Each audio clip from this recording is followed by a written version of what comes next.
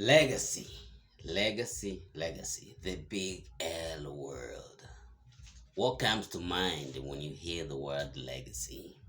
For a lot of people, they just go about their business without thinking much about their lives, without thinking about the trail of the things that they have done behind them.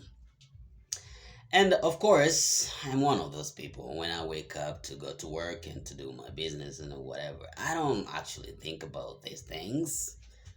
I just go on my business without thinking about it. It just doesn't hit me like that.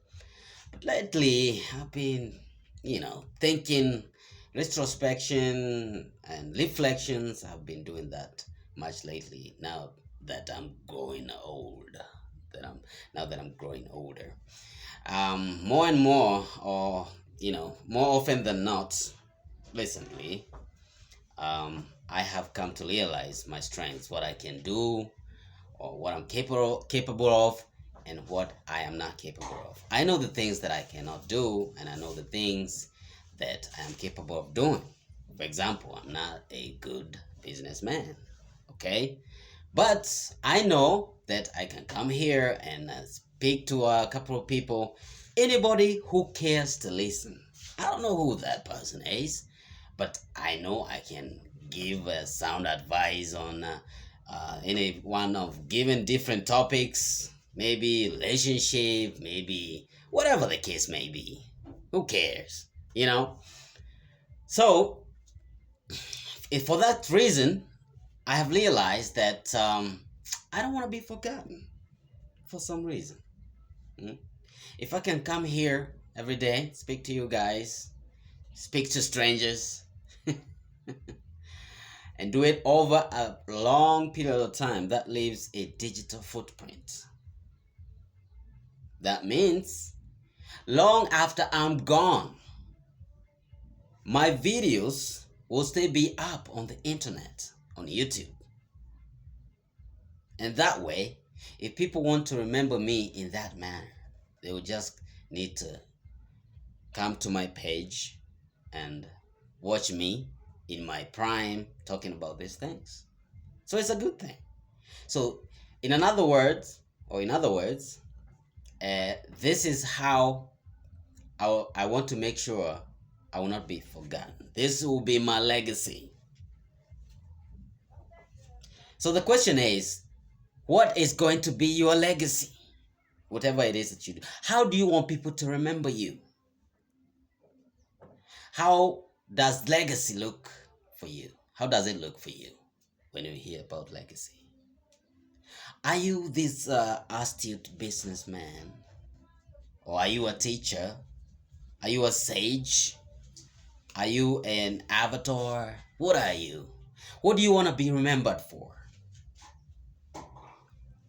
Do you want to have family, raise great families, men and women? What do you want to be remembered for? So I think this is a question that everybody should ask themselves, whether you are in your 20s or in your 30s or in your 40s. What do you really want to be remembered for? Well, as for me, as I grow older and older, I realize I'm getting wiser, you know, and I do not particularly care so much for what people think about me. I'm going to do the things that make me happy, things that make sense to me, okay? Whether it is these things that I'm doing right now, or traveling, or just about anything. If it makes sense to me, it doesn't matter who it doesn't please. It doesn't matter whether you get pleased by what I do or it is what it is. And I am not big on telling people what to do or giving people advices on their life. Bro, whatever makes you happy, as long as you're not hurting other people while you're doing it, you're good to go. Just do it. Knock yourself out by all means. So I believe different people want different things out of life. We don't all want the same things. Or maybe you're the type of person who was sitting in your home and wondering, what have I achieved over the years? I'm 30, 35, or maybe I'm 40. Trust me, not a single human being was brought here on earth is for existing. Maybe your whole existence was there to inspire other people, to serve as maybe a good example or a bad example. Maybe when people see you, they say, I don't want to be like that person. That's why I want to work so hard so that I don't wind up as that person. Or you serve as a good example. When I grow up, I want to be like so and so. So do not beat yourself so hard for it. It may come, it may not come. But one thing is for sure, your whole existence is not in vain. You're not here just like a rock, or just like this thing, like a placebo. No, your life has to serve a particular purpose. Service for humanity, that's a good thing. Service for God, that's what they say. Service for humanity is service for God. Maybe you want to be a great father, or you want to be a leader to lead your community into prosperity.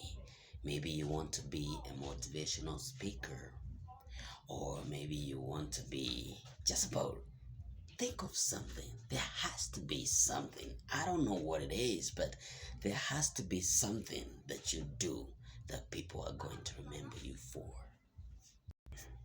So I really think that it's our job to really think about what people are going to say when once we are gone, when we are not here.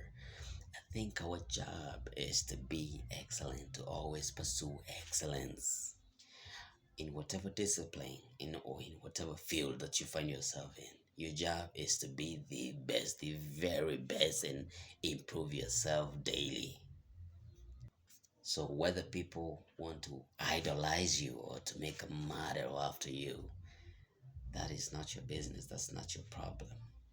They choose that way, and you will not be here to see. So it should not bother you at all.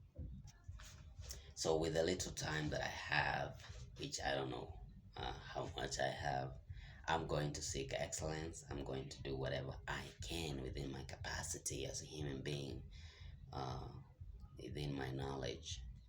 And I don't really think people know how small the time that they have here on earth.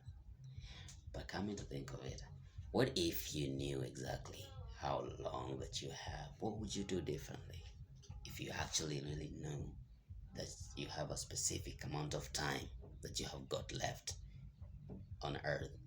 What are you going to do differently? And we always think about tomorrow, tomorrow, tomorrow. Tomorrow is not guaranteed. We always think, oh, every time we go to bed, I'm sure I'm going to wake up tomorrow and I'm going to finish on the things that I've started yesterday. Well, I'm here to break your bubble.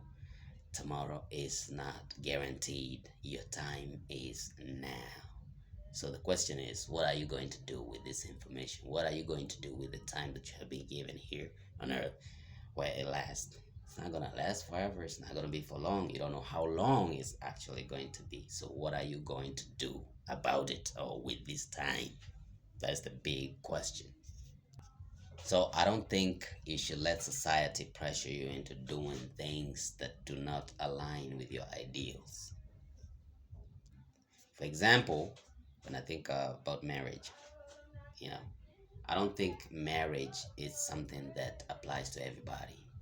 Marriage belongs to the society, because when you reach a certain age, your relatives start pressuring you into getting married and having children, having his family. It was not your idea to begin with. So why should you allow other people to control your destiny? I think you should always choose you. What do you want to do as opposed to what other people want you to do?